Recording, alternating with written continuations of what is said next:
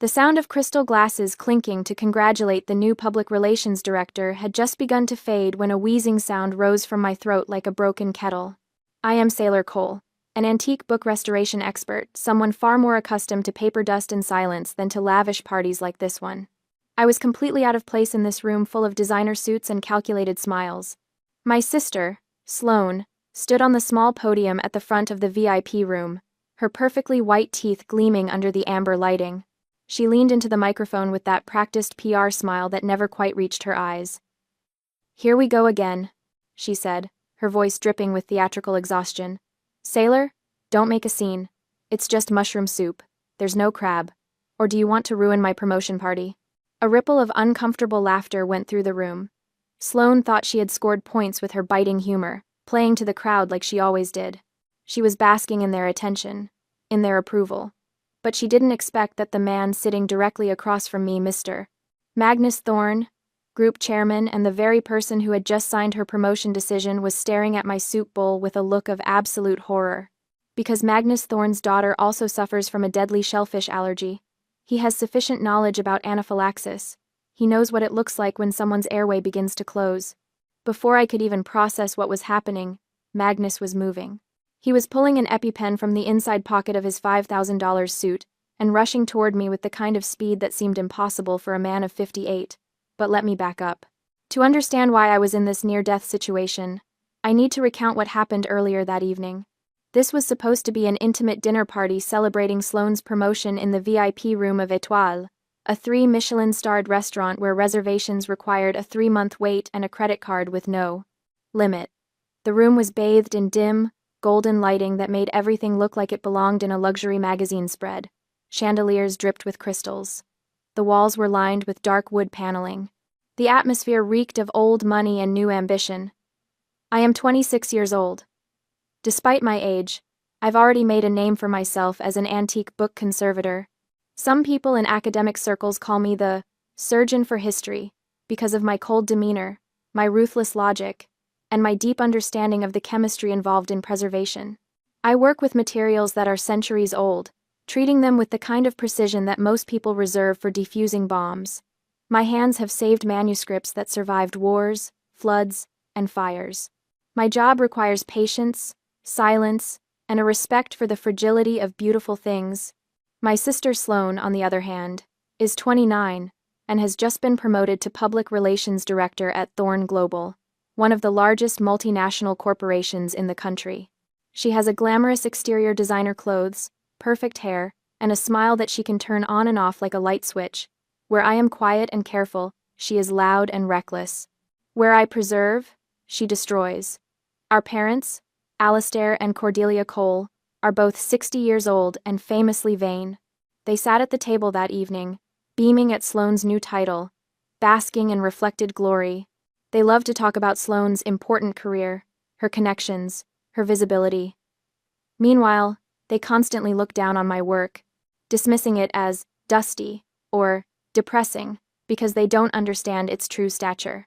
To them, I am the disappointing daughter who chose books over boardrooms.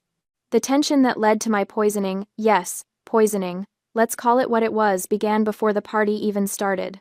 Sloane had been in the restaurant's lobby earlier that evening when Magnus Thorne arrived. She had tried to intercept him, to pull him aside and show him a media report she had prepared about Thorne Global's latest acquisition. She wanted his attention. She wanted his praise. Instead, Magnus spotted me standing near the coat check, and his face lit up with genuine interest. He walked right past Sloane and spent a full 20 minutes discussing the deacidification process of ancient paper with me. He asked detailed questions about pH balance, about alkalization treatments, about the difference between European and Asian paper fibers. He was fascinated. He told me about a collection of 18th-century letters his company had recently acquired, and asked if I would consider consulting on their preservation. I watched Sloane's face throughout that conversation. I saw the way her jaw tightened. I saw the way her fingers curled into fists at her sides. I saw the rage building behind her eyes. This was supposed to be her night, her moment. And here I was, the little sister with the boring job, stealing the attention of the most important person in the room. Sloane's jealousy was insane and dangerous. She wanted to humiliate me. She wanted to prove to everyone that I was weak, or worse, that I was faking my allergy to manipulate others, to get attention, to make everything about me. She believed that a little crab essence wouldn't kill anyone. She thought it would just make me itch a little, maybe cause some hives. She wanted me to lose face in front of Magnus, in front of our parents, in front of everyone who mattered, so she set her trap. I didn't see it happen, but I pieced it together later from witness statements. Sloane had excused herself from the table about 30 minutes before the soup course. She found Chef Bastien in the kitchen, a man known for his creative interpretations of classic French cuisine. "Chef Bastien," she had said, turning on that megawatt PR smile. "I have a special request. I've heard everyone praising your famous crab fat oil, the one you use in your signature bouillabaisse. It's supposed to be incredible." Chef Bastien had nodded, pleased. His crab fat oil was indeed famous among food critics. It was made by slowly rendering the roe and fat from blue crabs, infusing it with aromatics until it became liquid gold, amber-colored, rich, and intensely flavorful. "I was wondering," Sloane continued, "if today, on this important day for me, I could experience something special. Could you add just a touch of that crab oil to the truffle mushroom soup? I think the combination would be extraordinary. Novel. Unexpected." Chef Bastien was surprised by the request. Crab and truffle wasn't a traditional pairing, but he was also a creative chef, always willing to experiment for clients who showed genuine interest in his craft. He thought about it for a moment, the umami of the crab fat, the earthiness of the truffle, the sweetness of the mushrooms. It wasn't a bad idea, actually. "It could work. For you, Miss Cole, on your special evening," he said with a small bow. "I'll prepare one bowl with the crab oil as an amuse-bouche before the main soup course." "Thank you so much," Sloane said sweetly. "You're an artist." What Chef Bastien didn't know, what he couldn't have known, was that there was a conspiracy behind the request. He had no idea that Sloane had a sister with a life-threatening shellfish allergy.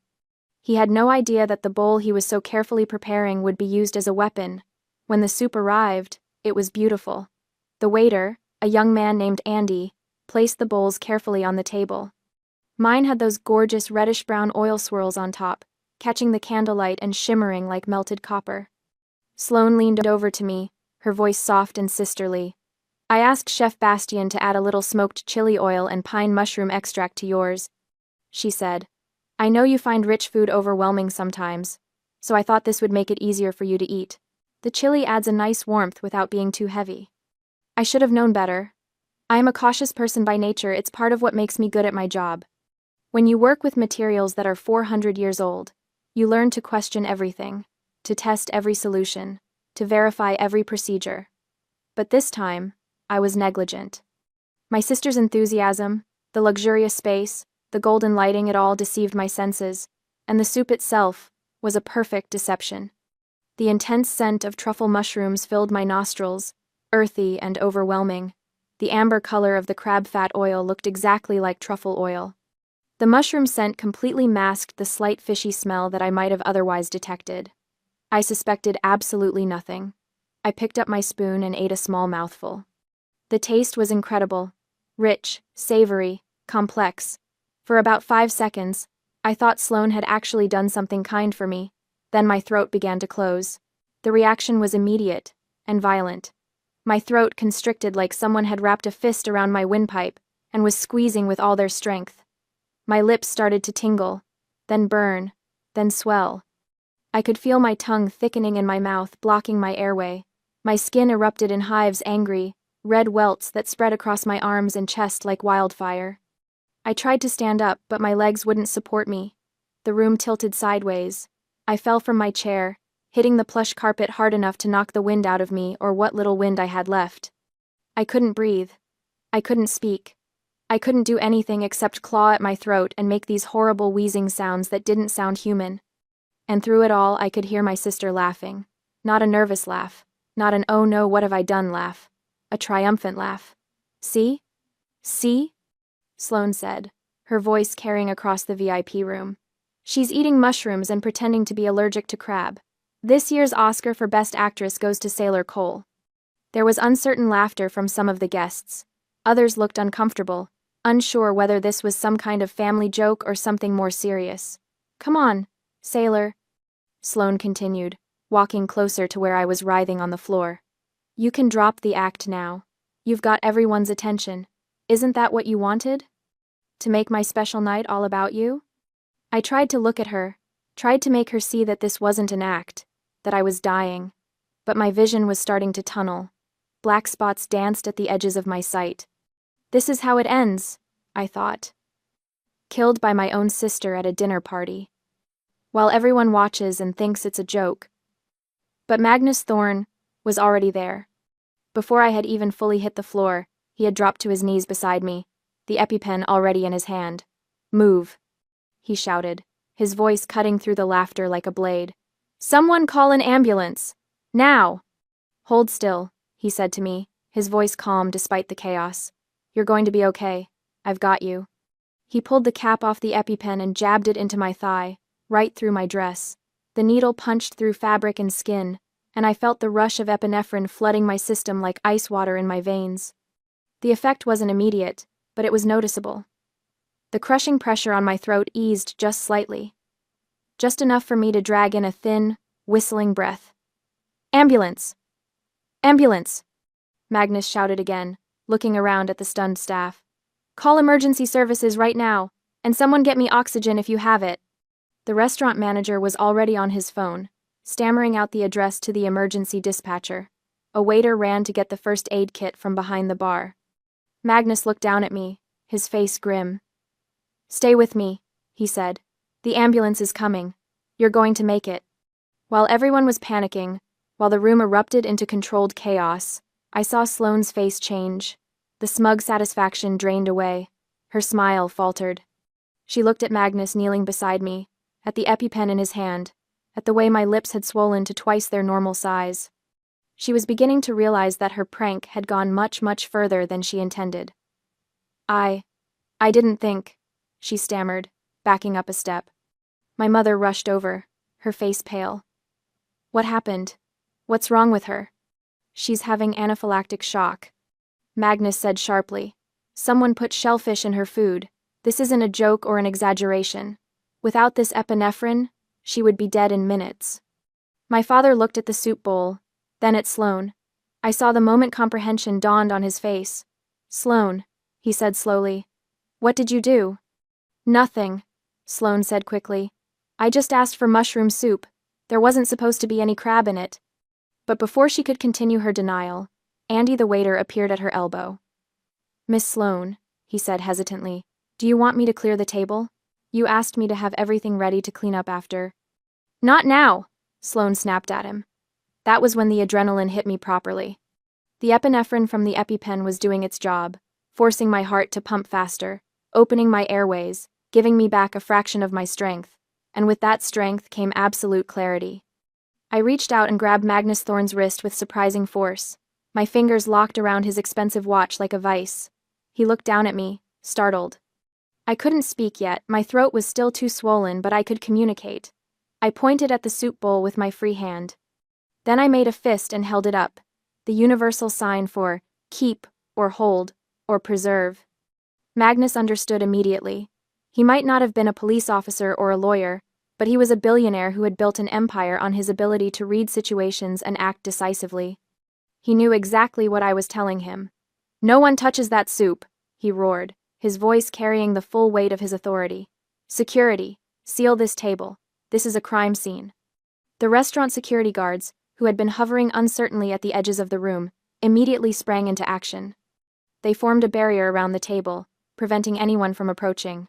Mr. Thorne, Sloane said, forcing a laugh. Isn't that a bit dramatic? It's just a misunderstanding. Nothing leaves this room. Magnus interrupted her, his voice cold as Arctic ice. Not the dishes, not the soup, not a single napkin. Everything stays exactly where it is until the authorities arrive. My mother grabbed Sloane's arm. Tell me you didn't do this on purpose, she whispered urgently. Tell me this was an accident. Sloane opened her mouth to answer, but no sound came out. Her face had gone sheet white. I lay on the floor, still holding Magnus's wrist, and felt a grim satisfaction spread through me despite the pain, despite the fear, despite the fact that I could barely breathe.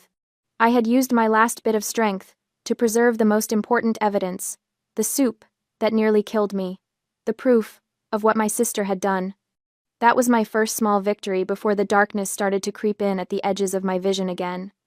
The last thing I remember before the paramedics arrived was Magnus leaning over me, his hand steady on my shoulder, and saying, "You're a fighter. Good. You're going to need that." The paramedics worked on me right there in the VIP room, while Magnus gave orders like a general commanding troops. They gave me another dose of epinephrine, hooked me up to oxygen, checked my vital signs. My blood pressure was dangerously low. My oxygen saturation was in the 70s. It should have been in the 90s. "We need to transport immediately," one of the paramedics said. "She needs to be in the ER under observation. Anaphylaxis can have a biphasic reaction. She could crash again in a few hours."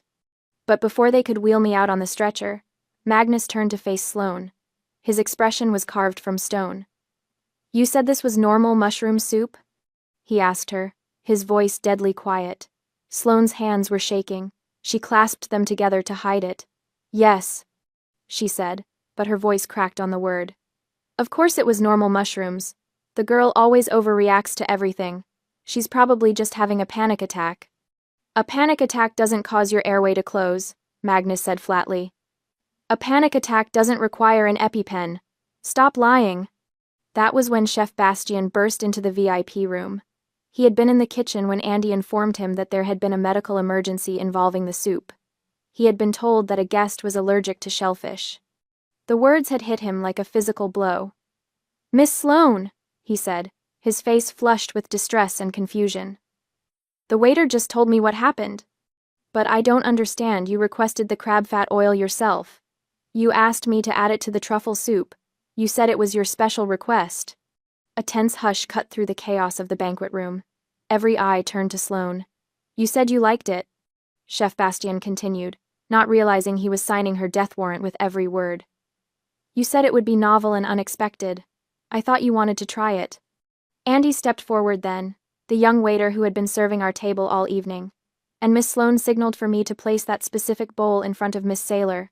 He added quietly, "I remember because you made very clear eye contact with me and pointed to her seat." Silence. Complete, suffocating silence. I lay on the stretcher, the oxygen mask covering half my face, and I watched my family's illusions collapse in real time. My father's face had gone gray. My mother's hand flew to her mouth. They were staring at Sloane like they had never seen her before. Because this wasn't an accident. This wasn't a misunderstanding. This wasn't even negligence. This was a deliberate trap, carefully planned and coldly executed. "Sloane," my father said, his voice hollow, "tell me they're wrong. Tell me you didn't do this on purpose."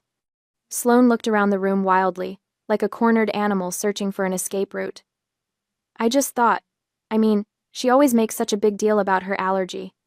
I thought if she just had a tiny bit, she'd realize she's been exaggerating all these years. I thought it would just make her a little uncomfortable, maybe get some hives. I never meant for it to be this serious."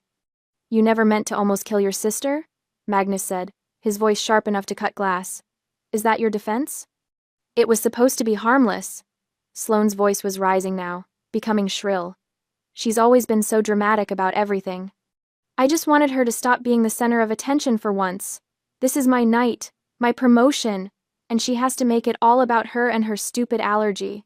"Shut up," my father said. I had never heard him speak to Sloane that way before.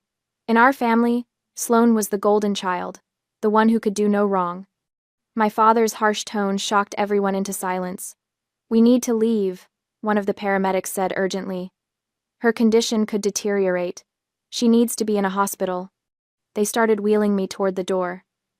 As I passed my family, I looked each of them in the eye. My mother was crying, her perfect makeup running down her cheeks. My father looked like he had aged 10 years in the last 10 minutes, and Sloane looked terrified. Good, I thought, be terrified. The most sophisticated toxicity doesn't come from slaps or obvious violence. It comes from actions that are sugar-coated in the name of care. When someone deliberately tests your safety boundaries, when they play with your life and call it a joke, they aren't joking. They're showing you exactly who they are. I had spent 26 years being the understanding younger sister, the quiet one, The one who didn't make waves or cause scenes. The one who accepted being overlooked, underestimated, and dismissed because keeping the peace was easier than fighting back.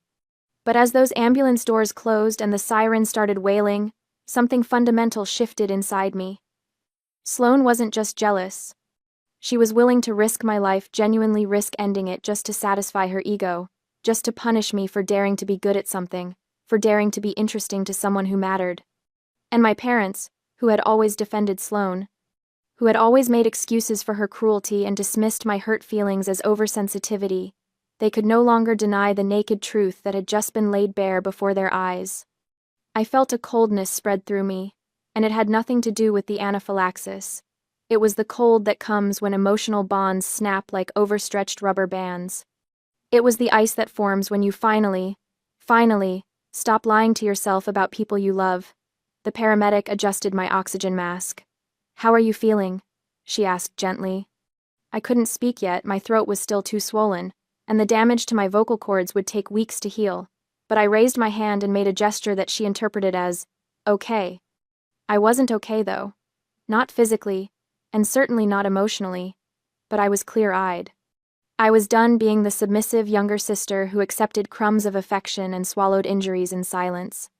I would handle this the way I handle a book that's been eaten by mold, with ruthless precision, removing every trace of the harmful agent until nothing remained but clean paper. Sloane had tried to destroy me. Instead, she had freed me. Now I would show her what happens when you push someone who has spent their whole life being careful, being controlled, being quiet. You don't get an explosion. You get something far worse. You get precision. The chaos spilled out from the restaurant lobby onto the sidewalk just as the ambulance doors were being prepped to receive me. Magnus Thorne stood near the rear of the vehicle, his phone already in his hand, his finger hovering over the number for his personal attorney, who also had direct connections to the district attorney's office. "I'm calling the police," he announced. Sloane had followed us out, pushing past the security team, desperate to control the narrative. Her heels clicked frantically on the pavement. "This is attempted murder, or at the very least, aggravated assault. Miss Cole will be arrested tonight." Sloane went white as paper. The last traces of color in her cheeks drained away completely. "No," she whispered. "No, please, Mr. Thorne. It was a mistake. I didn't mean—" "You admitted to deliberately contaminating your sister's food with a substance you knew she was deathly allergic to," Magnus said coldly. "You did this at a company event, using company resources, while representing Thorne Global as our new PR director. If I call the police right now, you'll be in handcuffs before midnight. Your career will be over before it begins. And given the premeditated nature of this attack, you're looking at serious prison time." My mother grabbed Sloane's arm, her face crumpling. "Oh, my sweet girl, what have you done? What have you done?" My father stood frozen, his brain clearly trying to calculate the social and professional fallout of having a daughter arrested for attempted murder at a Michelin-starred restaurant. The scandal would be enormous. Inescapable. But I saw something else happening. I saw the way Magnus's hand tightened on his phone. I saw the way the other dinner guests were hovering nearby, their phones out, probably already texting their friends about the drama. I saw the restaurant manager wringing his hands, clearly terrified about the publicity nightmare this would create, and I saw my opportunity. Despite lying on the stretcher with my throat still swollen and my voice reduced to a hoarse rasp, I raised my hand. I clawed the oxygen mask down from my face. "Ma'am, please, keep that on," the paramedic insisted, trying to replace it. "You need the oxygen." I pushed her hand away weakly but firmly. "Wait," I managed to croak out. The single word felt like swallowing broken glass. Magnus turned to look at me, surprised. Everyone went silent, straining to hear what I would say. I looked directly at Magnus, my eyes clear despite everything my body had just been through. "Don't call the police." "Yet," I said, each word a physical struggle. The paramedic was checking my monitors anxiously. "Arresting the PR director will cause Thorne Global's stock to plummet. I don't want to affect your assets." I took a ragged breath. "My lawyer will handle it tomorrow." The relief that flooded my family's faces was almost comical. My mother let out a sob of gratitude. "Oh, Sailor, thank you, thank you." You're such a good girl. Such a good sister. My father's shoulders sagged. We'll work this out as a family. We'll sit down tomorrow and talk through everything calmly. And Sloane looked at me with a mixture of relief and contempt. I could read her expression clearly. She thinks I'm weak. She thinks I'm too scared to press charges. She thinks family loyalty will win out in the end. Sailor, she said, stepping closer to the ambulance, her voice taking on that sweet, manipulative tone she uses when she wants something. I know you're upset right now, and you have every right to be. But we're sisters. We're family. We can work through this together. Maybe some therapy, some family counseling. I held up my hand to stop her. When I spoke again, my voice was a breathless whisper, but crystal clear. My lawyer will contact you with the terms. Terms? Sloane blinked, confused. For the settlement, I clarified, fighting the urge to cough. You're going to pay. For what you did. Every penny. Her face hardened. You're going to sue me? Your own sister? Would you prefer prison? I asked simply. 8 years, state facility, or a civil settlement. Your choice. Magnus looked at me with something like approval in his eyes. Your lawyer should call my office as well, he said. I'll make sure Chef Bastian and Andy provide full statements about what happened tonight. Thorn Global will cooperate completely with any legal proceedings. Thank you, I whispered. Don't thank me, Magnus said quietly. You saved yourself tonight. Preserving that evidence was smart. Most people in your situation would have been too panicked to think clearly. I work with fragile things, I said, finally allowing the paramedic to replace the mask. I know how to protect them. We really need to go now, the paramedic said firmly, signaling the driver. She needs to be under medical supervision. As the ambulance doors started to close, I took one last look at my family standing on the sidewalk. They thought I had shown mercy. They thought I had chosen family over justice. They thought I was still the same quiet, accommodating sailor who always put their needs before her own. They were wrong. I needed time. Time to build an airtight case. Time to let them relax their guard. Time to gather every piece of evidence that would make what came next absolutely undeniable. Sloane thought, working with a lawyer tomorrow meant some gentle negotiation, maybe a small payment to smooth things over, maybe an apology that would let us all move on and pretend this never happened. She had no idea what was coming. I spent 3 days in the hospital. The anaphylaxis had done more damage than the doctors initially realized. My vocal cords were inflamed and damaged from the swelling, leaving my voice hoarse and weak. I would need weeks of speech therapy to fully recover. The repeated doses of epinephrine had strained my heart, requiring cardiac monitoring. And psychologically, I was a mess. Nightmares of choking, panic attacks triggered by the smell of mushrooms, a bone-deep terror every time I had to eat anything. But I didn't rest. I didn't waste a single moment feeling sorry for myself. On the second day, while I was still hooked up to IVs and monitors, I had my lawyer, Mr. Lewis, visit me. He was a sharp, aggressive attorney in his mid-40s who specialized in civil litigation and personal injury cases. I had hired him 3 years ago to handle a contract dispute, and he had impressed me with his ruthless efficiency. Tell me everything, he said, pulling out his tablet to take notes. I told him. Every detail. Every moment. The conversation Magnus had with me that set off Sloane's jealousy. The way she had disappeared to speak with the chef. The soup that nearly killed me. The confession in front of witnesses. This is airtight, Mr. Lewis said, his eyes gleaming. She confessed in front of a room full of people, including the CEO of a major corporation. We have the chef's testimony about her specific request to add crab oil. We have the server's testimony about her directing that bowl to your place. We have physical evidence in the form of the soup itself. And we have Magnus Thorn as a witness to your medical emergency and his immediate intervention. I want affidavits from Chef Bastian and Andy, I said, my damaged voice barely above a whisper. In writing, notarized, before they have a chance to be pressured by my family or anyone else. Consider it done, Mr. Lewis said. I'll have them within 48 hours. And I want a full medical report documenting every injury, the throat damage, the cardiac strain, the psychological trauma, everything. Already ordered. The hospital is cooperating fully. I looked at him steadily. I want her destroyed, Mr. Lewis. Not hurt. Not embarrassed. Destroyed. I want her to lose everything she values: her career, her money, her reputation. I want my parents to understand exactly what their golden child is capable of. And I want it all done legally, cleanly, and completely. Mr. Lewis smiled. It wasn't a nice smile. It was the smile of a predator who had just spotted prey. How much are we asking for? $900,000, I said without hesitation. That's enough to ruin her financially, but not so much that it seems unreasonable to a mediator.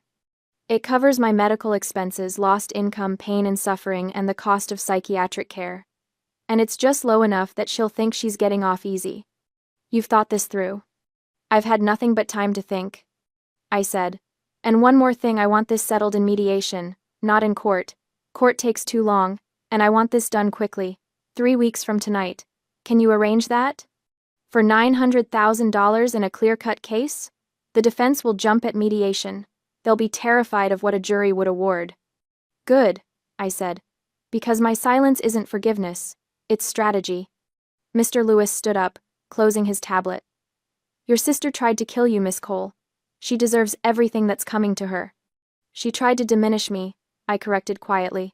She tried to make me small, to make me weak, to prove I was nothing. That's even worse than trying to kill me. Because she wanted me to survive it, she wanted me to live with the humiliation. I leaned back against the hospital pillows, suddenly exhausted. Instead, I continued, she's going to learn what happens when you underestimate someone who spends their life working with things that are fragile but precious. You learn how to protect them. You learn how to repair them. And you learn how to remove anything that threatens them completely, permanently, and without mercy. My lawyer left with his marching orders. Over the next 2 weeks, while I recovered at home, he worked like a man possessed. He obtained sworn affidavits from Chef Bastien and Andy. He collected medical records and expert opinions. He compiled a case file that was absolutely damning. And my family? They thought I was healing. They thought I was processing the trauma. They thought I was deciding whether to forgive and forget. My mother sent Flowers expensive arrangements that I immediately donated to the hospital. My father called twice, leaving rambling voicemails about not letting this tear the family apart. And Sloane sent a text message. Can we talk? I think there's been a misunderstanding. I didn't respond to any of them. My silence wasn't forgiveness. It was the quiet before the storm. It was the moment when you hold your breath and aim carefully, because you only get one shot. And when Mr. Lewis called on day 19 to tell me the mediation was scheduled for day 21, exactly 3 weeks after the incident, I smiled for the first time since the poisoning. Perfect. I whispered into the phone, my voice still hoarse but getting stronger every day. Let's end this. It took 3 weeks for the swelling to subside enough that I could speak without pain, and for my body to stabilize enough that I could sit upright for more than an hour without my heart racing like a trapped bird. That's how long it took for Mr. Lewis to compile every scrap of evidence into a legal file, so airtight that even the most expensive defense attorney in the state would advise their client to settle. That's how long my family waited before they tried to sweep attempted murder under the rug like it was a wine stain on expensive carpet. The mediation room smelled like lemon furniture, polish, and desperation. It was one of those corporate spaces designed to look neutral. Beige walls, a long oak table, leather chairs that squeaked when you shifted your weight. The kind of room where million-dollar deals died quietly, where careers ended with a signature instead of a scene. I arrived early with Mr. Lewis, my hands still trembling slightly from the medication I'd be on for the next 6 months. The doctors said the tremors would fade. I wasn't sure I wanted them to. They were a reminder of what had almost been taken from me. Sloane walked in 12 minutes late, because of course she did. Even now, she couldn't resist the power play of making everyone wait. She wore a dove-gray dress that probably cost more than my monthly rent, her hair pulled back in a soft chignon that screamed, "Innocent victim." The makeup was perfect, just enough to look put together.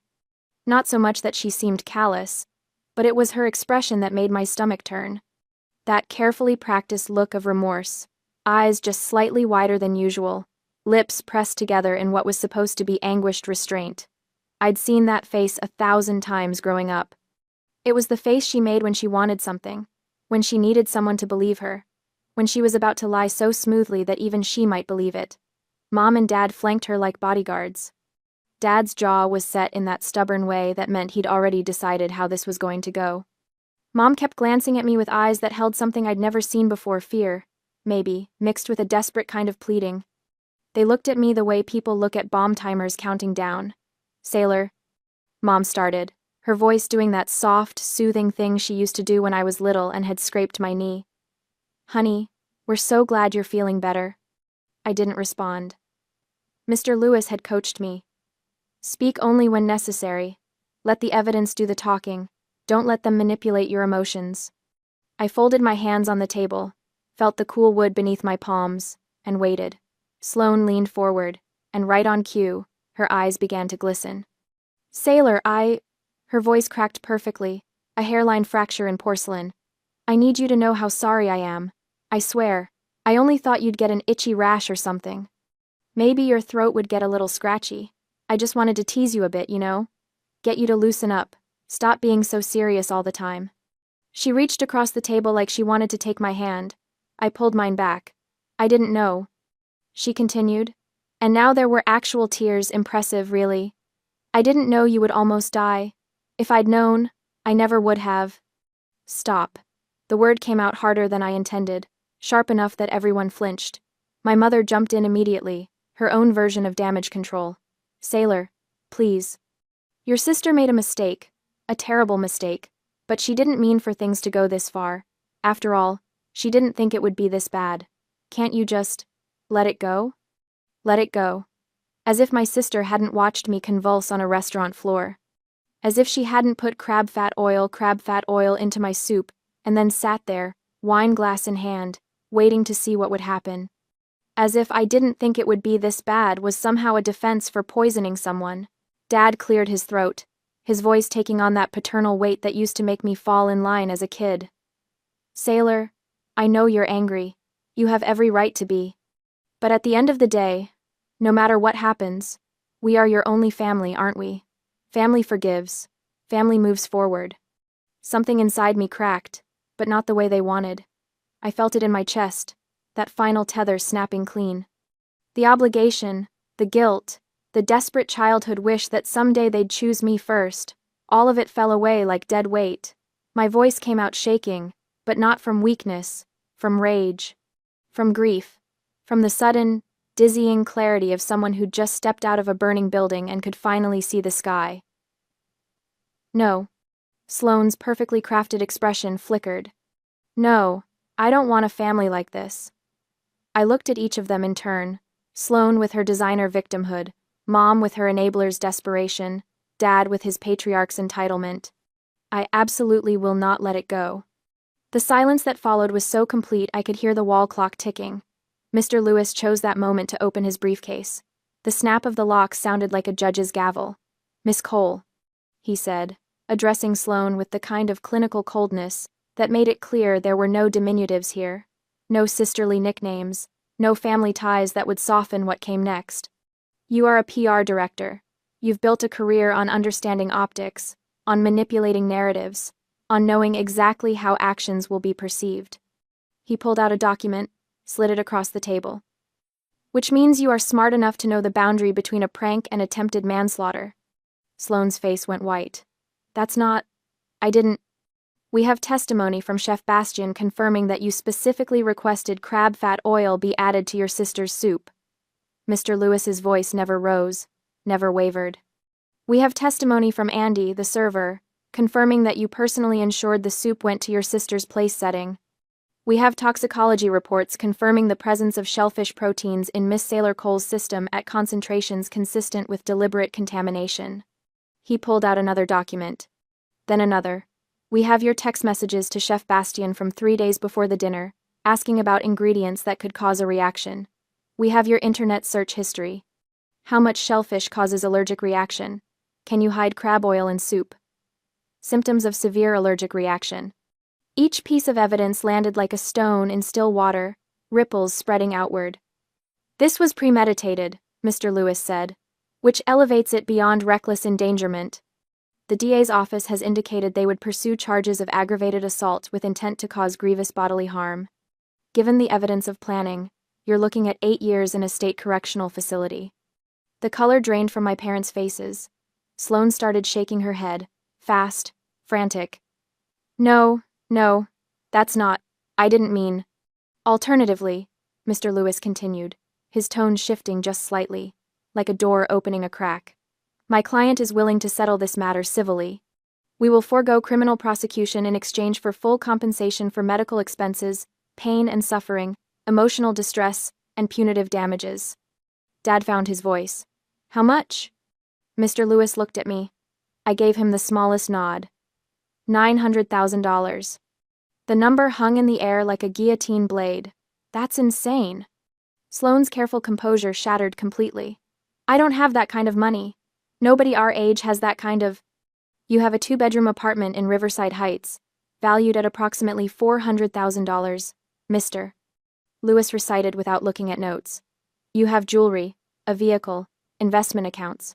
Your parents have retirement funds, home equity." He leaned forward. "The alternative is prison time, a criminal record, and civil liability that could follow you for decades. This settlement includes a comprehensive release of liability and a non-disclosure agreement that protects your reputation. You get to keep your freedom and whatever dignity you have left." Mom's hand flew to her mouth. Dad stared at the table like the wood grain might rearrange itself into a solution. Sloane looked at me, really looked at me, maybe for the first time in our lives. I saw the moment she understood this wasn't her baby sister anymore. This wasn't the girl who'd swallow every slight, who'd make herself smaller so Sloane could shine brighter. This was someone who'd nearly died and decided that survival wasn't enough. I wanted restitution. I wanted consequences. I wanted everything she'd used to hurt me turned against her. "You can't do this," she whispered. I met her gaze, steady. "I can. I am." My parents looked at me with eyes full of something I'd never seen directed at me before: fear, and underneath it, hatred. The kind of hatred you reserve for someone who's broken the unspoken rules, who's refused to play their assigned role. I looked away. Their opinions didn't matter anymore. It took 45 minutes of negotiation, of my father trying to argue the amount down, of my mother crying, of Sloane alternating between rage and desperation. But in the end, the math was simple. $900,000 or 8 years in prison. They signed. I watched Sloane's hand shake as she put pen to paper, watched the careful signature that had probably graced 1,000 PR documents now binding her to financial ruin. Watched my parents sign as co-guarantors, their retirement security traded for their golden child's freedom. When it was done, when the papers were collected and the terms were set, full payment within 90 days, with the first installment due in 2 weeks, Sloane looked at me one last time. "I'm your sister," she said, voice hollow. "No," I replied, standing up, gathering my coat. "You were someone who tried to kill me. There's a difference." I walked out of that beige room, out of that building, into afternoon sunlight that felt like absolution. Behind me, I heard my mother crying. I heard my father's voice, angry now, saying my name like a curse. I didn't look back. The seasons had barely changed before news reached me through a former colleague who kept tabs on industry gossip that Sloane Cole was unemployed. The PR firm had let her go quietly, citing restructuring, but everyone knew the truth. Word travels fast in professional circles, especially when it involves someone who'd burned as bright and as publicly as Sloane had.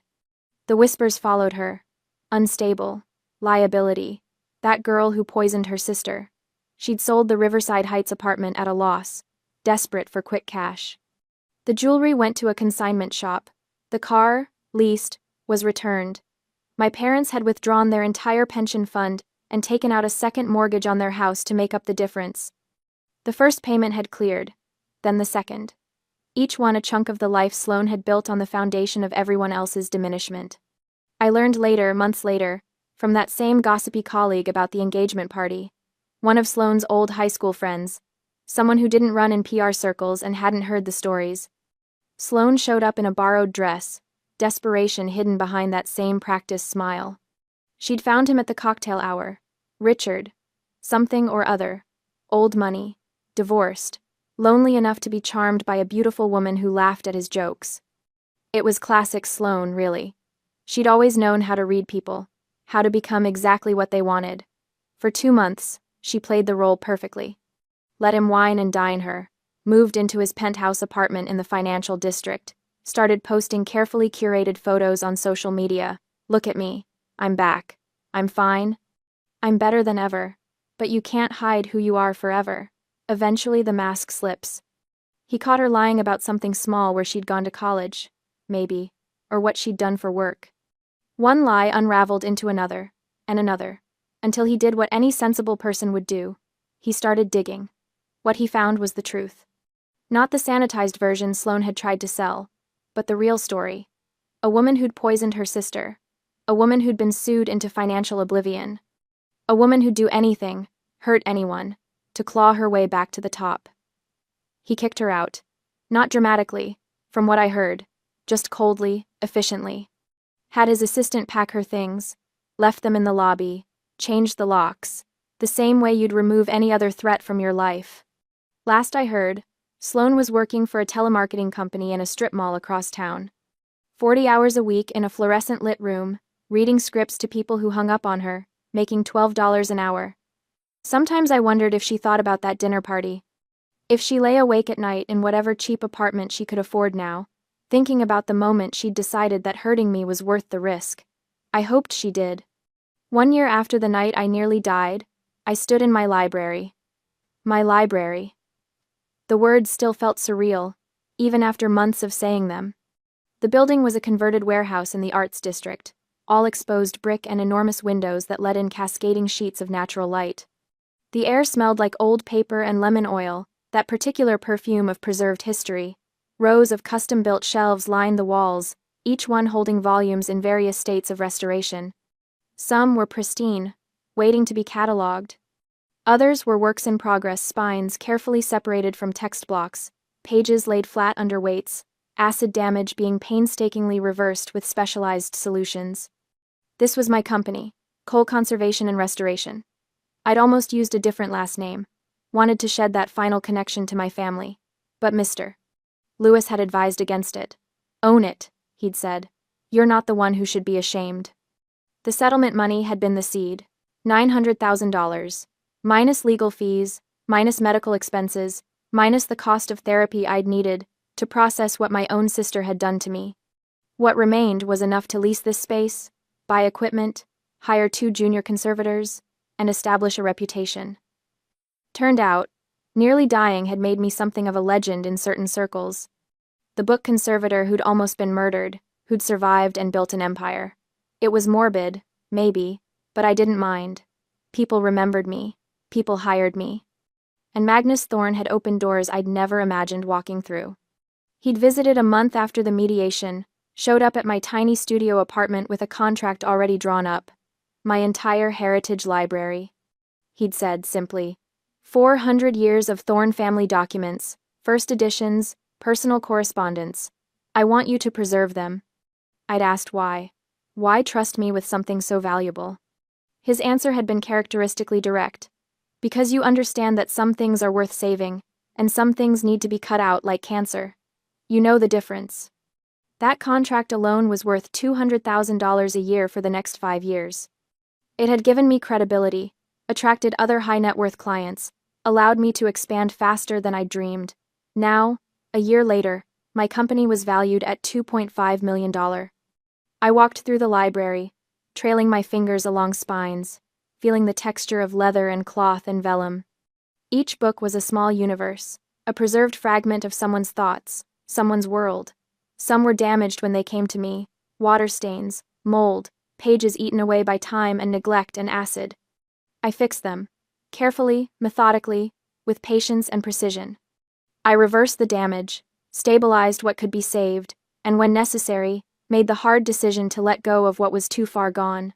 It was meditative work, solitary work.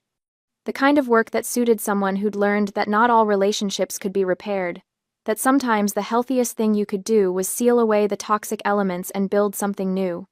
My junior conservators, Emily and David, were in the back room working on a collection of 18th century letters. I could hear Emily's soft humming, the rustle of tissue paper, the quiet industry of people who loved what they did. I'd built this. Not with family money or family connections, but with the compensation for nearly being murdered. Every shelf, every tool, Every carefully restored page was proof that I'd taken the worst thing that ever happened to me and alchemized it into something beautiful. My phone buzzed. A text from Mr. Lewis. Final payment cleared. Case officially closed. The third and final installment. Sloane's debt, or rather my parents' debt on Sloane's behalf, was paid in full. I stared at the message for a long moment, waiting to feel something. Triumph, maybe. Or closure.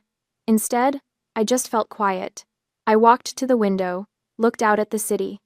Somewhere out there, Sloane was probably sitting in a telemarketing cubicle, reading a script, being hung up on.